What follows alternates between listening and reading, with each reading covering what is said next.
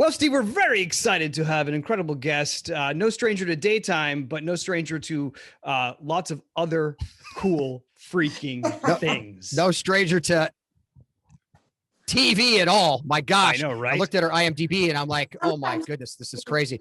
So we have Kim Delaney with us today. Kim, thank you for joining us. I know you have a crazy schedule right now. So thank you for having me. That's awesome. So speaking of that craziness, you have something coming out this weekend that that all of our listeners and viewers can watch. The Long Island serial killer. Did I say that right? Serial killer, and then it's A Mother's Hunt for Justice. So Your two titles movies are always so long. I know, but you have to say the other side because it's not just about the Long Island. Like, they haven't found him yet. He's still out there. Got it. Oh. So it's the Mother's Hunt so this is Justice, and okay. Right. So I mean, is that a spoiler? No, it's not a spoiler at all because Well, no, I just mean that he's still out there. That's all I'm saying. we hope they just reopened the case last February. Oh, okay. All right. Awesome. Okay. Awesome. All right. Try to find him. They're still trying, or the persons, whoever it is. Right. Okay. What, Kim? When does this air? Okay, first off, I'm probably looking in the wrong spot. I always have to remember where I'm supposed to look. You're fine. It Oh, you're doesn't fine. matter. I'm supposed to You're look fine. up here. Okay. Well, I always look at Bradford, so he's so good looking. I can't stop. I know he can't keep his eyes off me. It's crazy. It's amazing. No, it's totally fine. So, February 20th at 8 p.m. 8 Eastern on o'clock Lifetime. at 8 p.m. On Lifetime, and then there'll be a documentary right after that about the whole. That's awesome. Cool. What, Kim? When and where did you shoot this? I shot right after I started working with you. It was October. Okay. I was out for 6 weeks up in Canada, Vancouver. Nice. Wow, they turn these around so quick. So fast, right? Yeah, that's great. And So have you done look some light? blonde in the trailer? I am blonde. Yeah, baby. Watch out. Amazing. Is that just because it's in because it's Long Island? You got to be. Yeah, I mean, it makes sense, I guess, right? Yeah. Well, she's unfortunately the mom's she doesn't have a lot. She's a single mom from New York and has a couple of kids, and one's an escort or sometimes escort, and that's what happens. And she goes out on a date and doesn't come back. And that's where the story starts. So she doesn't come back, and then the mom, Mary Gilbert, is just relentless in getting answers and pushing the police to find her. And they don't, once they hear it's a street, a possible street worker, they don't really care that much. But then they find all these other bodies before they find my daughter's body. And that's what opens up the whole serial killer part. Wow. Did you meet the person that you were portraying? Crazy enough, she was killed by her other daughter in 2016. Oh my gosh. Yeah, something nice and light. What the heck? Listen, now I'm going to have to watch this now, and my wife's going to love it because she loves Datelines. So I know that it's totally, I know this is going to be right up her alley. So yeah.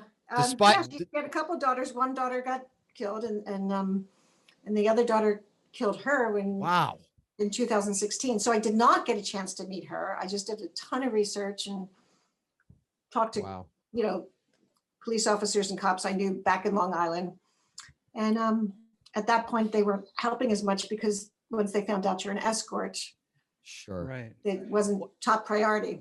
Well, it sounds like there's really a lot of room for at least a part 2 where like your hunt continues, and then you get you got to play yourself. If you get killed, you got to reprise that. So I mean, there's a lot of room for storytelling here. There actually could be, as you said, that's a really good point, because then they go into the police that got arrested and that are some are in jail and some killed themselves. And it's a horrific story. Wow. So, gosh. Yes. Well, you might like this then. Well, it's horrific. And then not much smiling during that 6 weeks. Sure. I bet. Yeah. What kind of, when you're telling a story that dark, does it pervade the set a little bit? Is everyone feeling the depth, or do you try to counteract that with lightheartedness on set? I think a little bit of both. The producers try to keep everybody up, and you do the cappuccinos and the soups because you're freezing the way we're working up there. But not a lot of smiles. Like I'd walk into the crew, I'm like, all right, another light day, let's get at it, Sure, sure. Wow. Now you've done a fair amount of work with Lifetime, right? Because I mean, you've done a TV show that was on Lifetime, but in terms of Lifetime Army Life, movie, Lifetime. right? But in Yes. terms of Lifetime movies, which aren't necessarily produced in-house, right? Sometimes they're other, like, had you Well, the this process is of this movie is Lighthouse and Sony, but it's Oh, cool. okay. and it's actually their 400th original movie. So this is kind of an honor. It's Wow. out of Well, this is going to be a big weekend. I like it. So I hope so. I hope everybody likes it. that's cool. So tune in and see Kim Saturday, 8 p.m. Eastern, and I'm sure they're going to replay it often. So, but just make sure you check it out and the documentary afterwards. So that's awesome. Set your DVRs, watch it live. Come watch on. Watch it on demand when it comes on demand. Just keep watching. Amazing. I hope Just keep watching. Yeah. Great. So, so it's a lot of people involved. The writers, John Pillmeyer, the director, producers, Stan Brooks, Deborah Norville's one of the exec producers, Elizabeth Stephen is another exec producer, and it's actually a Canadian cast because we shot in Canada, shot in Vancouver for Long Island, but it's a really good cast too. Awesome. So I hope everybody enjoys it. Yeah, great. Nice. I'm looking forward to it. So, yeah. So now, Kim, where are you from? Philadelphia. And Really? So, yeah, what were you doing as a kid in Philadelphia? Cheerleading. Yeah. I had 4 brothers, and the house was only about football and Sinatra, pretty much. Nice. Hey, that's not a bad household to grow up in for me. So either you better learn sports, and if you're not going to play sports, then you have to be a cheerleader and be around the sports. Right. So your family didn't have any connection to the arts or anything like that? Nothing. Nothing at all. No Shakespeare in the house. Nothing. It was music. Yeah. Lots of music. So Sorry. Kim, you're fine.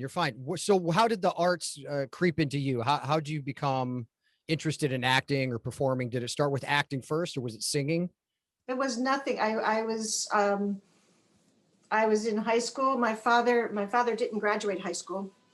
He was a union guy, and his goal was to have all 5 of his kids go to college. That was like his main wish. Sure. Amazing. And my brothers started going, and I said, Dad, I'm just not crazy about school. I don't feel like doing it.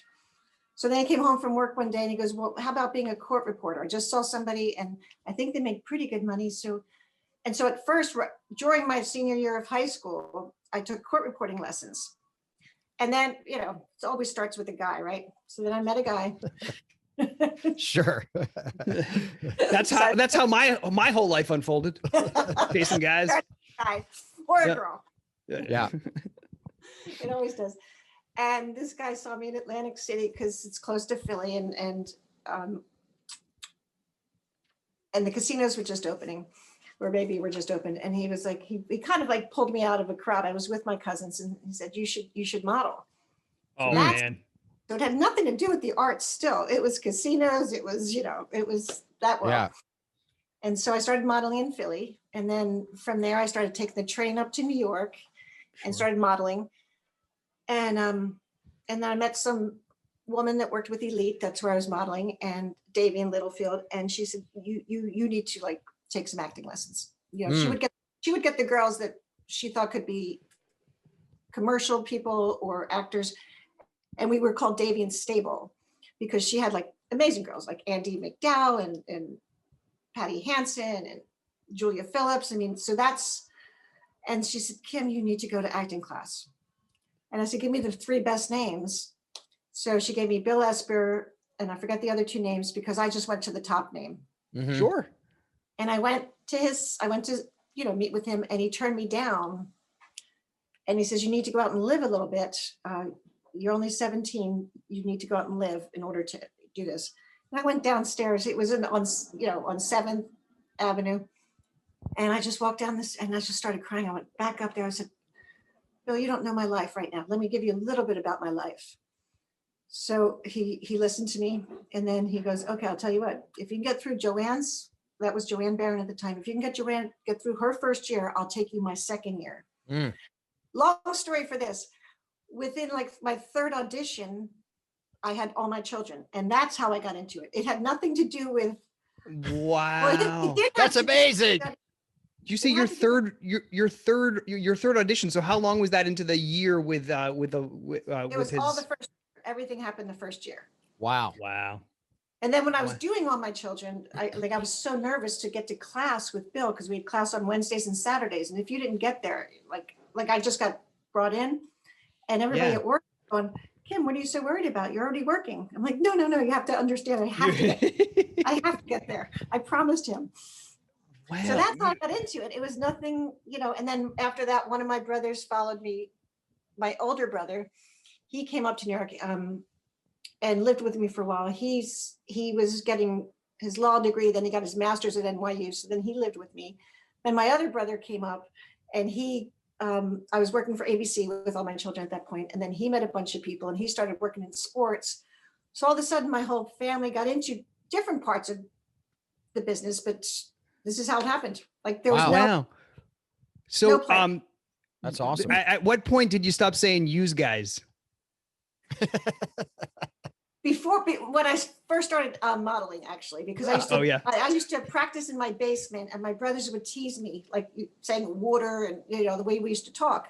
Right. Sure. And I'd go down there and I'd listen to the news, and even they would say news, like now I say news, right? So and they were like, oh, she's getting bigger than us now. You think you're better than me? That's funny. That's funny. That's what we say in Boston, and I'm from New England, right? So I feel like Boston and Philly. I'm from New Hampshire, but we don't have a city, so we claim Boston. Imagine that movie Silver Playbook Linings, right? Yeah, right. With my dad's tenure. You don't sit in the wrong seat. If you walked out of the room, don't come back in until they score. There's certain things you just don't. Sure. Of course. So are you an Eagles fan then? Big time. Yeah. Right. Yeah, I always had an affinity for the Eagles because I'm from Cleveland. And to me, Cleveland and Philly were very similar with blue they're close blue enough. Collar, diehard fans. Yeah. And so I always loved the Eagles, but diehard fans for sure. Like my father. Diehard. Diehard fans. What was it like walking onto the set of All My Children, having never worked before? Scared to death. Sure. Scared to death. I think the first 2 weeks I was on, I know, my character was Jenny, and I was coming in with Opal, who played my mother. Dorothy Lyman played my mom. And we were like the mom and daughter from the wrong side of the tracks.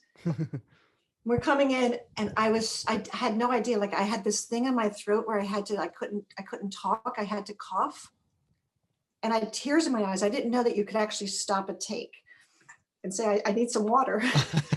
That's funny. But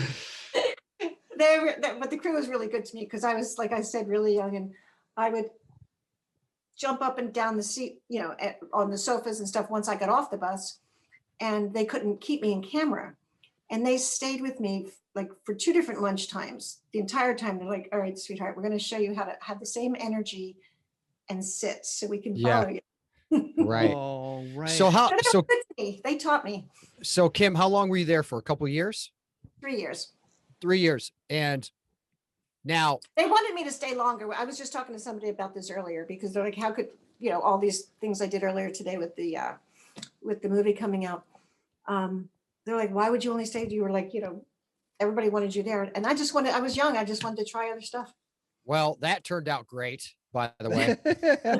But how was it was your next job? Was it a TV show? Was it a movie? Because I know it was probably different than daytime, how daytime shot. Yeah, but my very next job after that. So if I left there in July, I think October, I went to do That Was Then, This Is Now in Minneapolis. And so it was a movie. Movie, right. Yeah, with Emilio Estevez and Craig Sheffer and right. Chris Yeah. Christie. So how was that? I mean, because obviously we know how soap operas are shot, and most of our listeners and audience knows now because we talk about it at length. So how was it? Were you able? Not back then, like the way we moved fast. Oh gosh, right, yeah. We moved so fast back then, but it was, you go in, you have rehearsal. Sure. You then you do blocking, then you go to lunch. I take a run through the park in New York, Sure. we shot in New York, and you come back and do a dress rehearsal. So you had like all those hours to think about how you wanted to do the scenes and whatever. General Hospital, man, you just get there and you go. there's no stopping. Nope. So, You're like, wait a minute, what happened to the all my children way of doing things? See, if you saw me, we haven't had scenes together yet, but like the first couple weeks, and still sometimes now, I would just be like this with our pages. I'd be throwing them up in the air, like, okay, we're done that one, we're done that one. Okay, now I know it's got, it is mayhem for sure. It is. Yeah. But and then when you did that movie in Minneapolis, that was your first time on a single camera set too. So you were really learning as you went. I was learning, and I gratefully had a lot of good people who took time to teach me and spend time with me.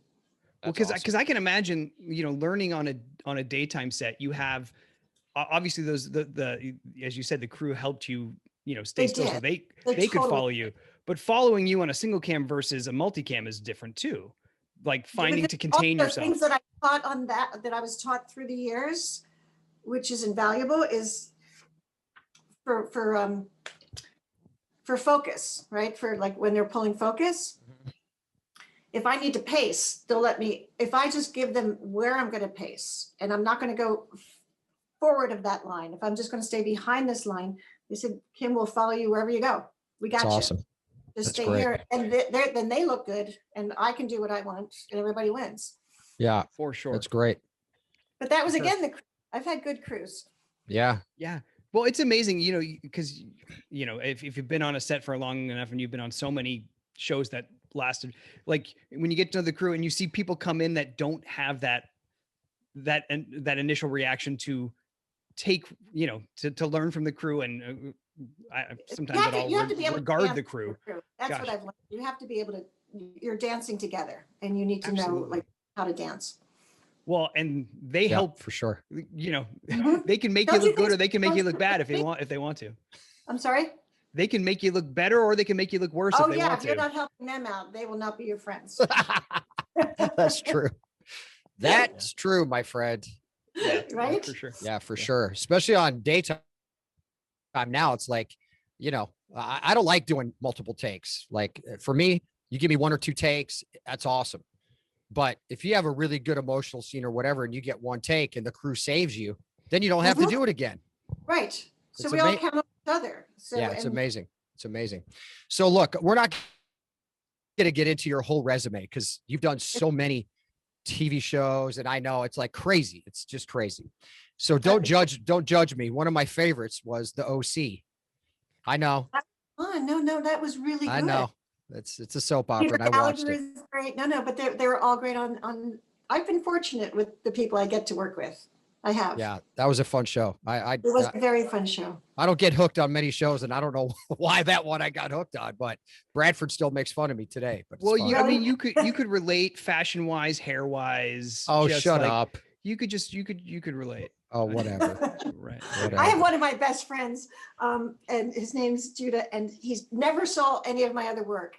The only thing he loves is Delta Force. Like, yes, Chuck Norris, baby. That's amazing. That. That's funny. That's amazing. So Kim, when did you make the full move out to LA from New York? What was that like that was for you? The thing is, I never actually made the choice. I just came out here for work. Mm. And I got something else. I was subletting. Then I was subletting my place in New York, and I just kept working. Was NYPD Blue out in LA? That was here. Yeah, we shot it in LA. Yeah. So I mean, I remember when that came around, and like, I mean, obviously it was grittier than other shows. They showed women's torsos, which was a big deal in butts. You had to sign a contract for that. Yeah. Or a waiver, not a waiver. Right. And and I remember that was like, it really tried to push the line of what was acceptable in primetime television. And what was it like being a part? Because it was a bit of a phenomenon. Like it was, made a big splash and it was a hit. Like, I mean, what the energy of that was being a part of that. What kind of experience was that? It was tremendous. And we couldn't even get away now with the stuff we did then. Not a chance. Right. Not on network TV. We couldn't even do it. But it was great. You did have to sign a waiver. You know, I figured I've got like a couple of months to get into the show. 4 days later, I'm going, are you kidding me? Yeah. And but that kind of again, great producers, great cast, great crew. Sure. Well, and your relationship with those producers continued for a bit, right? Yeah. Yeah. It's awesome. Yeah. They're my heart. They still are. What was the life outside that show at that time? Was it like in terms of like was your public profile, did your life get a little more not I don't say complicated, but in terms of like did you become much more of a public figure at that point, or had All My Children done that for you already? I think All My Children already did that, but I didn't realize at that point because I was younger that there were that many people that were interested, you know, or watch. Sure. But then with NY, we were such a family that, you know, it was like we were together and people wanted to see what we were doing. We'd have Christmases together. We'd have dinners together. We'd have birthday parties together. Like we all did stuff together. That's awesome. Wow. And that's awesome. you were there for how long? Is it 8 years, 9 years? 8 or 9 years. Yeah. Yeah. Yeah. It's amazing. And then was there a spin-off? There was a spin-off of a Botchko show, right? Or it wasn't the Philly show you're talking about? Yeah. Yeah. Was that? Yeah. It wasn't a spin-off of NY. What it was, Stephen came and, well, not came, we had lunch and he said, I have this idea. We've already have 13 on the air with ABC. You star, I'll produce. What do you think? We can shoot it wherever you want. We can do Boston. He did say, well, we can do Boston. We can do Detroit. We can do Philly. And I said, shit, let's do my hometown. Let's do Philly. That's amazing. So that's how that came out. And so it could have been called any of those other cities. Well, because it could have been any. It had to be like some big city. So any of those big cities where there'd be a DA, and you know, and he built the show. Wow, he was very good to me. He was very good. I would say. That's but that must awesome. have been so cool to be able to, because you back shot home. there too. We did the same thing like we did with NYPD. You do some most. Exteriors. We shot in Culver City, and then we do the exteriors back there a couple times a year. Yeah, that's cool. I don't know. That's so neat to be able to like, with that one decision, you go were home. able to, like, not just go home, but also like bring opportunity there too, in a way. I'm not sure. The city was so happy. I was like, you know, they're so happy for them and for me. Did you get? Did you get the key to the city, or is there a Kim Delaney day? Which one? No, I'm kidding. I don't know. Kind of their little sweetheart, but they're happy for me. Yeah, we're gonna make a call, Kim, right after this. Yeah, at least at least next to the Rocky statue at the Museum of Art. Yeah, right. There should be a Kim Delaney statue right there. Right, that's right. Yeah, next to Rocky. What the heck? Who's Rocky anyway? Chuck Norris is bigger than Stallone. Who cares? Yeah. So did you do a few things with Chuck Norris, by the way? No, just the one. And just Delta Force. Yeah, which was a great. Like there was everybody in this movie. Oh yeah, that's awesome. Anybody you could think of. So what? Lena Kazan. What do you prefer? What do you prefer as an actress? Movies, TV, or question. I like, you know, it always comes down to the script first, the producers, because they're going to run the set. And if they're not, and then you're going to be miserable if they're not taking care of the set. That's true. That's a very good point. So they're the first two things I look at. Wow. Whatever. Yeah. So I mean, obviously, in that time period from NYPD Blue on for a number of years, obviously you were quite busy with your day job, if you will. Now, you know, as time progresses, or when you're doing that, did you have anything else in your life that did you have any time for anything else? Like I know you had some kids and stuff, but in terms of creativeness, were you always fed enough by your day job that, or did you find other ways to express yourself, like whether doing plays on the side or writing, anything that I've got some writing. I still do some writing. I produced a couple of movies during that time, TV movies. Oh, cool. So that would be during the summer. So I couldn't work during the those 9 months that we're filming, but then I would have a couple of months off where I could put in a TV movie or produce a TV movie. So that's what I was doing in between. Yeah, Or and take kind of have well-needed vacation, Right.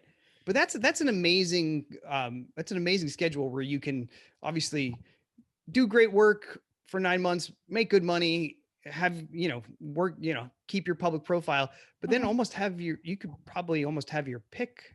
Like if you found a script you like that people wanted to, someone else was producing, or produce your own thing, or like Yes, that's.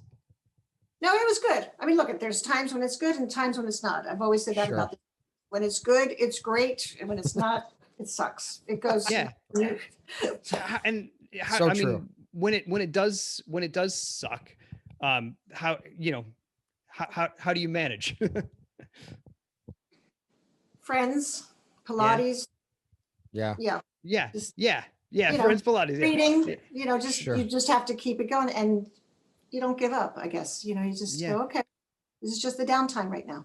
Right. Yeah. That's what, Bradford and I were talking right before you got on, and obviously you've had such a long career, and is it not giving up? Is that what kept you going, or is it what do you think the driver was for you to have such a long and successful career?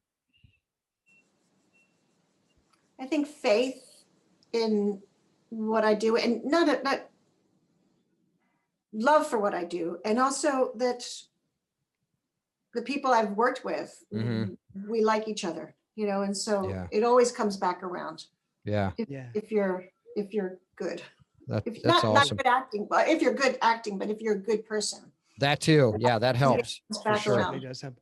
So when you, like you said, you have done some writing, is the storytelling aspect of what we do the most alluring thing to you? Is it the rush of connection with another actor? What brings you back? Is it the relationships? Like I'm sure, and it could be a combination of all these things, but is there one part it's like, God, I need to tell stories, or God, I need to feel. It's more the story. You're asking about when I sit down to write, or just in general, like what that creativity, that feeling within you that propels you, the thing that passion in you that keeps that your drive going. Is it based in like just telling good stories? Is it based about just connecting with other people, or is it just about like being with other creatives too? It's probably a combination of all three. It's good storytelling, but if you're going to spend 16 hours a day with somebody, you want to be with good people that you enjoy spending time with. So that's the camaraderie you're talking about, the humanness. Yeah.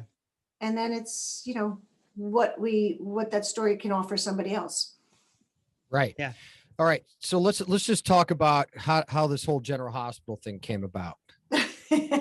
Because that's very interesting to me. So how did you just get a call? Was there any kind of pre-talk, or was it just, you could just tell us how it came about? And there was no pre-talk. I had no clue. I did get a call from Frank Valentini, our producer. Mm-hmm. And he goes, Kim, can I sit down and talk to you about something? Would you, have a thought? And then That's Mark awesome. was on, our casting director. Mark Tester, yep. Tessler, yeah. And he goes, here's what I'd like to do. Think about it. Call me tomorrow. And that's how it came about. And I said, I like the idea already. I said, I'll call you tomorrow, but I like the idea already. Yeah. And you didn't know Frank from anywhere else, or? No. No. Is this your first recast? First time you've played a? Who played her character? Who played Jackie Demi Moore. first? Demi Moore. Back in the 80s. She was working when I was working on All My Children. Wow. When Tristan was, we like all used to do stuff together, like, the ABC stuff or whatever, the soap stuff. And I was on the East Coast, they were on the West Coast. So I know these guys. I knew, Jeannie and all these guys, John Stamos, all these guys, we would cross paths. That's awesome. I mean, coming in after a 30-year plus recast is not a big deal. Right. Like you didn't have to go back and see what she did. Not a big deal. Not a big deal. I can get to create it a little bit myself. Yeah, for sure. Was there any was your thoughts about coming back to daytime and after so long, and were you excited about the potential process of going faster than you probably have over the last however long? Or was that? I don't think it was the process. That's a tough process. I mean, I have a lot of respect for the process. I was more excited for the work and for the show. Yeah. Sure. And for what the potential I saw. And you worked with Michael. That's awesome. Michael Knight back in the day, right? He played my brother on All My Children. That's hilarious. That's amazing. That's great. Now, forgive me because I don't watch the show, and everybody gets mad at me because I don't watch the show. It's hard to keep up. There's so many characters. So totally. Are you related to Michael Knight on the show now? No, not at all. Okay, not at all. Okay. But you interact. Yeah. Anything's possible. Well, because I remember the first day I saw you, I think we were in the one of the bar scenes, and you were talking to Wes and to him, right? Wasn't he in there with you, Michael Knight? Peter and Martin? Or maybe not.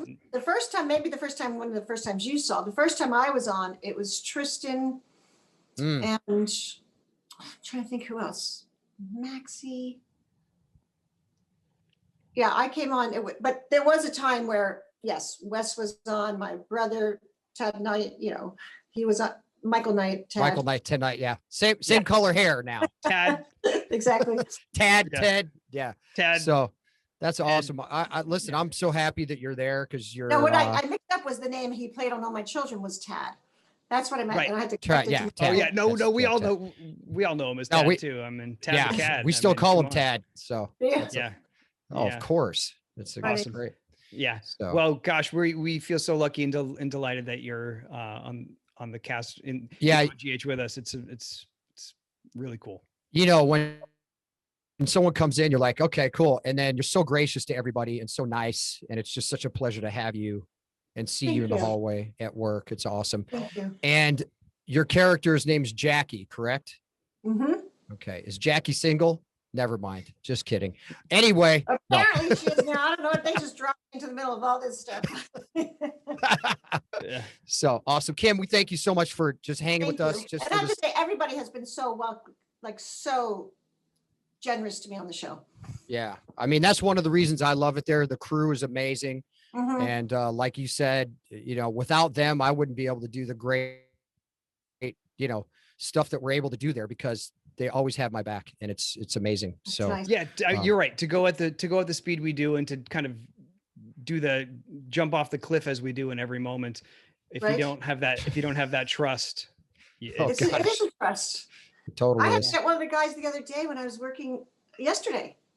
I had to get ready for a Skype today. I was doing everything Zoom and two people helped me. First, it was Matt, one of our prop guys, right, Matt? Yeah. And Matt, then, yep. He goes, you know what? He goes, I forget something. He goes, go upstairs to one of those young college kids. They're on the 5th floor and get them to help you. And they fixed it for me because I had to get on. Everybody else was doing Zoom today, but I had to get on Skype for KTLA. Oh, right. But that's what I'm saying. They're so helpful. They were like, that's awesome. Got it done. Right. Wow. No, you're right. Between the old professionals that are and then the young bucks that are upstairs. Yeah. I said, it was Kelly. I said, thank you so much. Yeah, that's nice. Awesome. That's awesome. Well, thank you. Looking forward to your movie this weekend. Thank you. And I'll see you at work. The Long Island Killer and Mother's Hunt for Justice. Did I get it all? Lifetime. Yes, you did. I know it's a long time. Yes. Yeah. Awesome. Yes. All right. So cool. Thank you, Kim. Thanks, Kim. Thank you. Thanks. Talk to you soon. All right. Okay, Thank you. bye. Bye.